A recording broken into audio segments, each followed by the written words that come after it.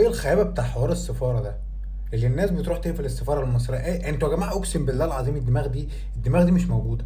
مع كل احترامي يعني، انت بقيت روح يلا اقفل السفاره الاسرائيليه. مش السفاره الاسرائيليه هي اللي قافله لك المعبر؟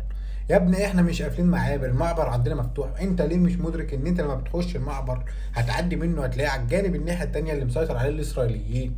انتوا ليه يا جدعان مغيبين عليا النعمه؟ مغيبين انتوا. بغبغانات بغبغانات. واحد عمل حاجه تجري بتقفلها ليه؟ الفكره قافلها ليه؟ هو قافل لك المعبر، فتح لك المعبر، دخلت، ما خايف عليك، خايف عليك. ما انت ممكن تخش هناك اول ما تعدي المعبر تتضرب بنار. نفس الفكره انت لو رحت عند السفاره الاسرائيليه وحبيت تقفلها، قسما بالله العظيم لا تتضرب بالنار في ساعتها. روح يا ايور يا ناصح السفاره الاسرائيليه. انت جاي انت رايح لمصر، طب ما تروح تقفل السفاره الاسرائيليه. روح اقفل السفاره الاسرائيليه. ما هي اللي مش راضيه تدخل معونات، وهي اللي بتدبح وبتعمل وبتسوي. جاي عند السفاره المصريه يا جماعه، والله العظيم انتوا مغيبين، والله العظيم مغيبين. وبترددوا بغبغانات. ايه ده؟ رايح لتقفل السفاره المصريه؟ السفاره المصريه عملت لك ايه؟ احمد ربنا، ده لولا السفاره المصريه والدوله المصريه كان زمان القضيه دي اتصفت في اول دقيقتين. والله العظيم افتحوا لنا المعبر، فتح لك المعبر.